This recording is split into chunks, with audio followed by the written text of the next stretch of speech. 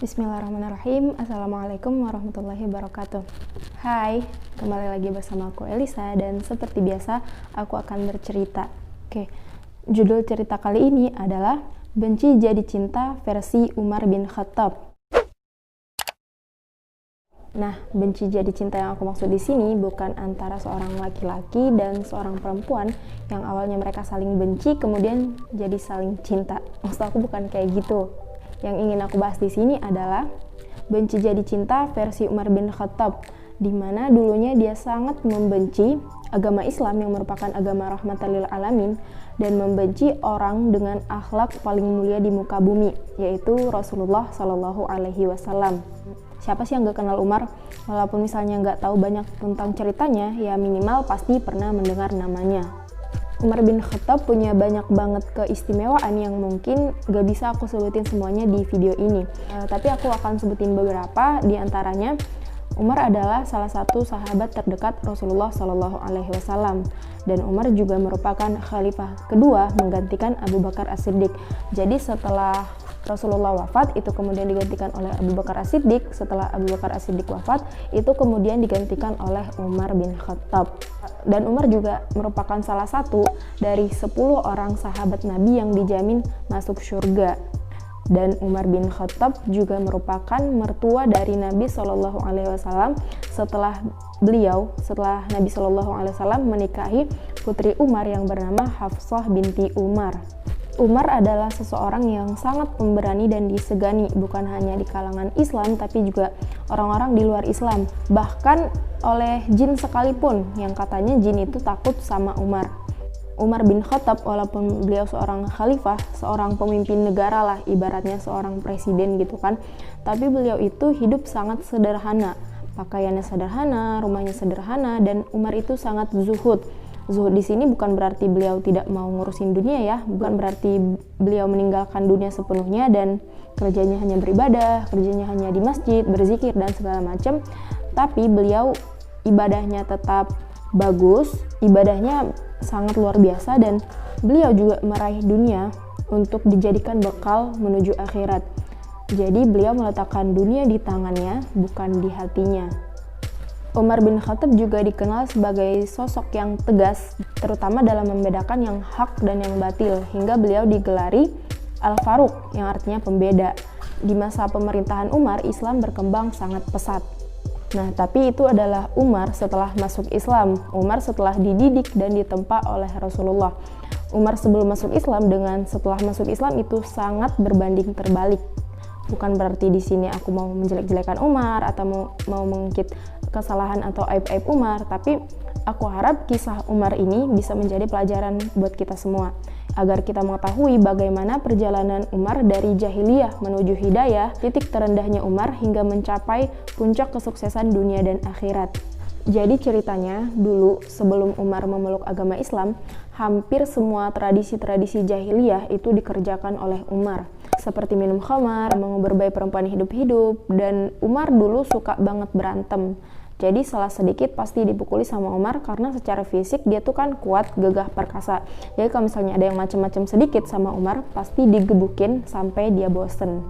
Dan yang paling parahnya, dulu Umar itu sangat membenci Islam dan sangat membenci Rasulullah Shallallahu Alaihi Wasallam. Umar menganggap Nabi Shallallahu Alaihi Wasallam memecah belah kaumnya dan menghina Tuhan nenek moyangnya.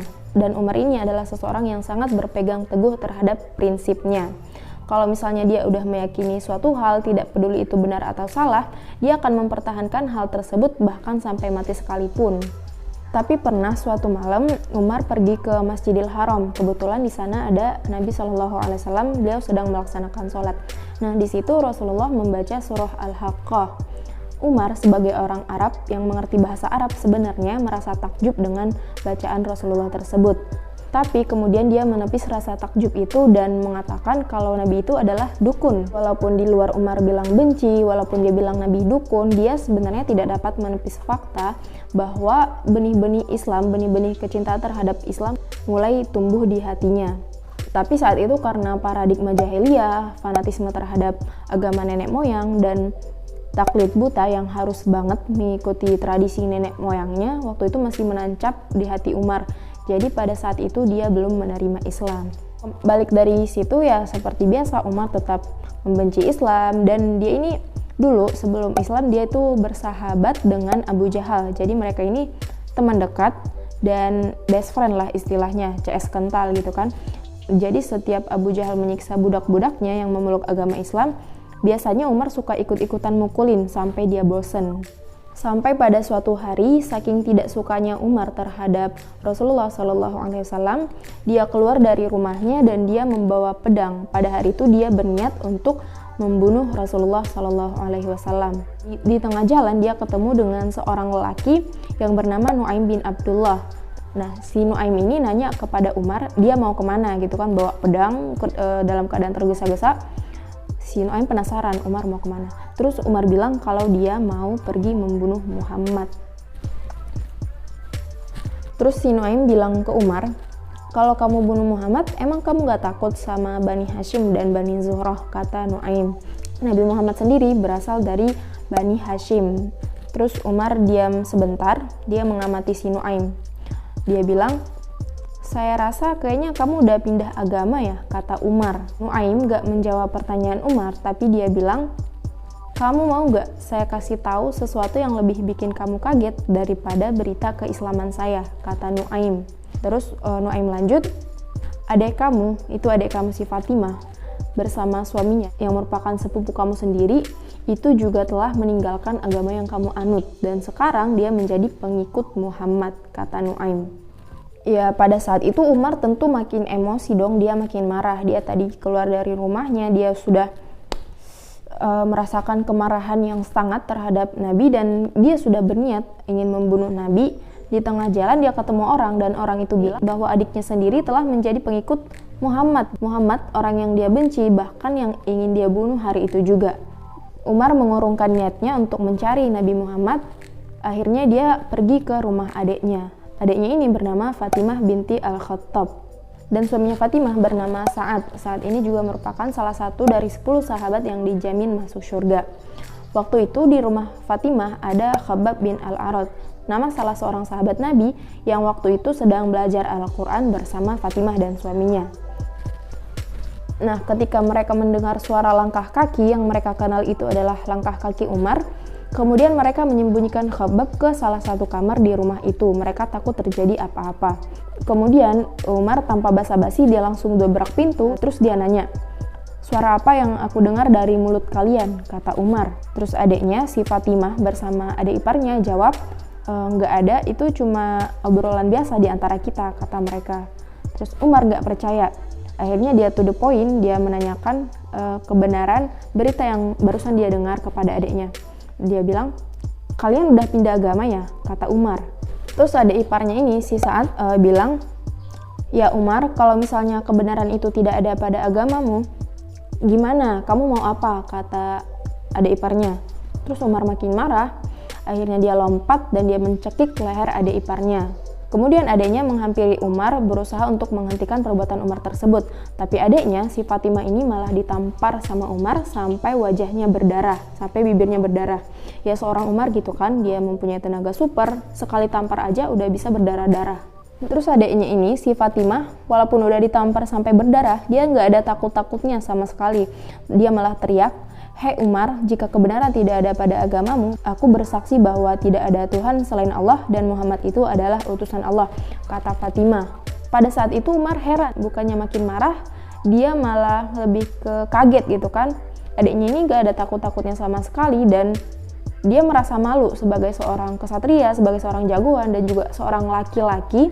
Dia telah menampar adiknya sampai darah masih mengalir dari mulut adiknya. Dan adiknya ini gak takut sama sekali, malahan dia tetap mempertahankan apa yang dia yakini. Kemudian Umar melihat ada sesuatu yang dipegang adiknya berupa lembaran. Terus Umar penasaran apa isi dari lembaran tersebut. Dia minta kepada adiknya dan adiknya gak ngasih. Adiknya ini bilang, kamu itu bernajis, kamu gak boleh menyentuh lembaran ini. Kalau misalnya kamu mau nyentuh, berarti kamu harus mandi dulu, kata adiknya. Nah, Umar yang tadi datang marah-marah, yang udah mencekik adik iparnya dan udah nampar adiknya segala, itu nurut-nurut aja. Pas disuruh mandi sama adiknya, dia kemudian mau mandi agar dia boleh memegang lembaran itu. Setelah selesai mandi, akhirnya Umar baca apa yang ada di lembaran itu, yang ternyata adalah awal surah Toha. Jadi pada waktu itu kan Al-Quran belum kayak sekarang ya, terhimpun di satu kitab 30 juz. Jadi pada waktu itu Al-Quran masih berupa lembaran-lembaran, bisa di pelepah kurma atau di kulit dan lain sebagainya. Dan yang dibaca Umar itu adalah awal surah Toha, yang dulunya dia emang pernah takjub akan bacaan itu, dan sekarang dia semakin yakin. Tiba-tiba dia bergetar, terus rasa marah, rasa benci yang tadi dia rasakan itu hilang seketika. Dan kalimat pertama yang keluar dari mulut Umar adalah, "Antarkan saya ke Muhammad," kata Umar. Nah, Khabbab yang dari tadi mendengar pembicaraan mereka, dia kan ada di suatu kamar. Dia langsung keluar setelah mendengar ucapan Umar tersebut. Dia yakin bahwa pada saat itu hati Umar telah luluh. Khabbab langsung keluar dari tempat persembunyiannya dan dia langsung nyamperin Umar. Dia bahagia banget, terus dia bilang, "Hai Umar, berbahagialah, aku berharap kamulah yang dimaksud Rasulullah dalam doanya." Ternyata pada hari-hari sebelumnya Rasulullah pernah berdoa memohon kepada Allah agar Allah menguatkan Islam dengan salah satu dari dua Umar, yaitu Umar bin Khattab, satunya lagi Amr bin Hisham, atau ada juga yang menyebutnya Umar bin Hisham. Mungkin kalau disebut Amr bin Hisham itu agak asing ya, tapi kalau misalnya disebut nama bekennya, nama terkenalnya, atau nama panggungnya, pasti semua orang tahu karena dia sangat terkenal, yaitu Abu Jahal. Jadi antara Umar bin Khattab atau Abu Jahal, dan Umar bin Khattab lah yang kemudian dipilih oleh Allah Subhanahu wa taala. Dengan semangatnya, Khabbab langsung mengantarkan Umar ke suatu rumah tempat Rasulullah biasa berdakwah dan mengajari para sahabat yang dari golongan as-sabiqunal awalun, atau sekelompok sahabat yang pertama-tama masuk Islam. Tempat ini udah pernah aku ceritain di video sebelumnya, yaitu Darul Arqam atau rumah Arqam bin Abil Arqam. Pada waktu itu di situ ada beberapa sahabat termasuk Hamzah bin Abdul Muthalib dan Tolha. Hamzah ini kan pamannya Rasulullah SAW, dan dia beda-beda tipis dengan Umar. Jadi mereka sama-sama dikenal sebagai seorang kesatria, seorang jagoan, seseorang yang mempunyai fisik yang kuat dan susah untuk dikalahkan.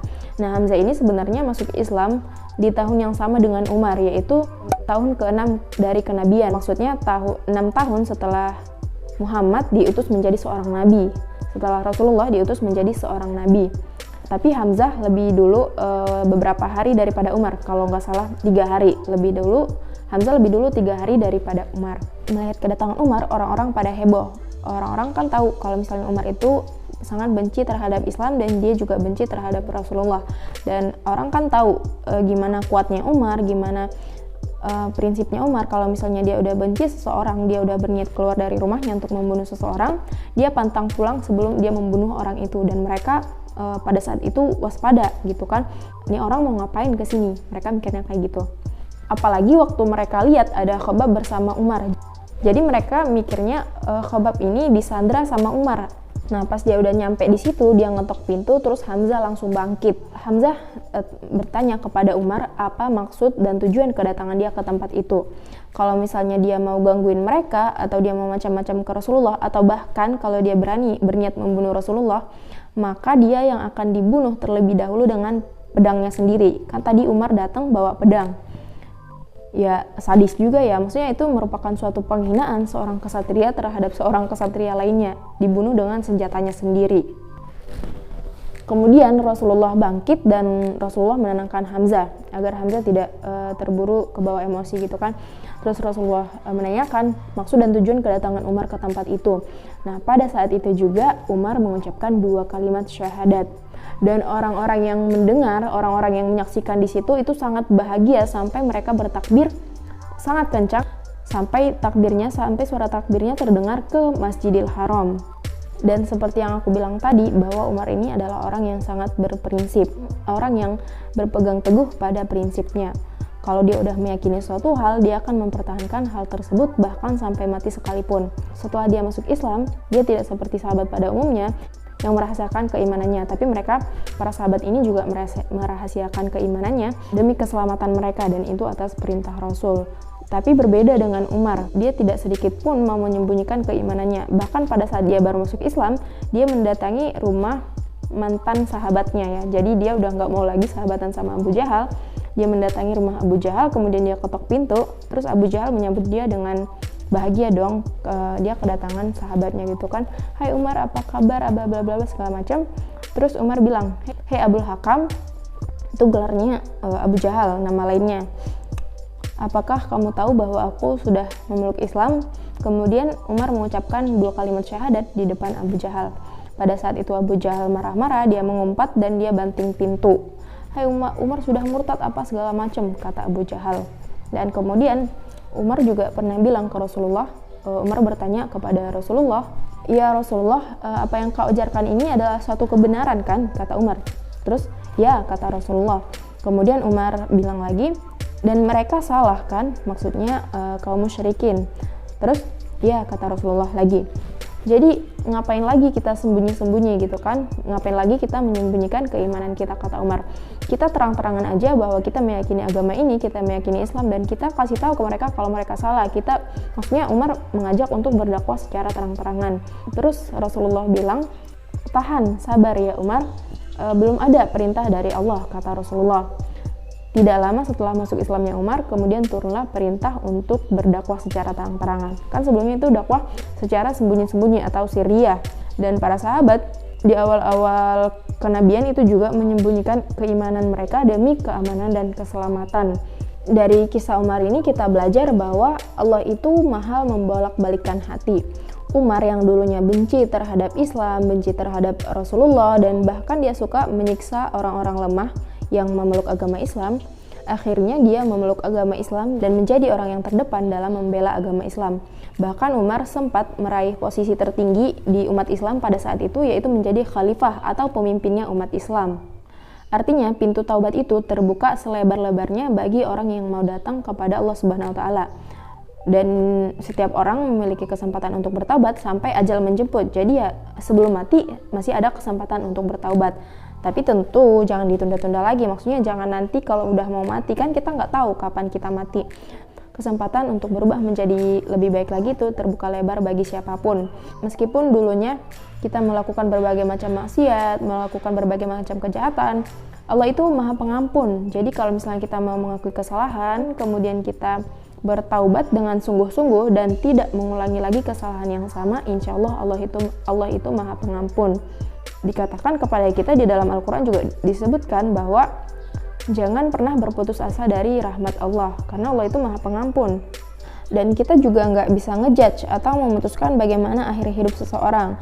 Misalnya saat ini dia berbuat jahat, belum tentu sampai matinya juga dia akan seperti itu. Bisa jadi Allah memberinya hidayah, kemudian dia bertaubat dan dia berubah jauh lebih baik lagi dari dirinya yang dulu, seperti Umar yang dulunya preman, yang dulunya berandal, suka berantem, emosian dan segala macam, kemudian memeluk agama Islam menjadi seseorang yang sangat zuhud, seseorang yang tegas membedakan yang hak dan yang batil, dan seseorang yang berada di garis terdepan dalam membela agama Islam. Jadi buat kita juga terbuka kesempatan selebar-lebarnya untuk berubah, walaupun misalnya kita nggak merasa buruk-buruk banget, walaupun misalnya ya setiap kita tentu ada dosa, tentu setiap kita punya dosa, dan ini seharusnya memotivasi kita untuk terus bertaubat, terus beristighfar dan memperbaiki diri lagi. Dan begitu banyak contoh orang yang dulunya dia berbuat jahiliyah, yang dulunya dia perangainya perangai orang-orang jahiliyah, yang dia melakukan banyak maksiat, kemudian ketika Allah memberikan hidayah, dia bertaubat dan dia bisa menjadi orang yang sangat baik, bahkan orang yang sangat dekat dengan Allah. Jadi ini untuk memotivasi kita bahwa jangan berputus asa dari rahmat Allah, karena Allah itu maha pengampun. Dan ketika kita mengakui kesalahan, kita bertaubat dan tidak mengulangi kesalahan yang sama, insya Allah dosa-dosa kita akan diampuni oleh Allah. Oke, sekian dulu cerita kali ini, semoga bermanfaat. Sampai jumpa di video berikutnya insya Allah. Assalamualaikum warahmatullahi wabarakatuh. Dadah.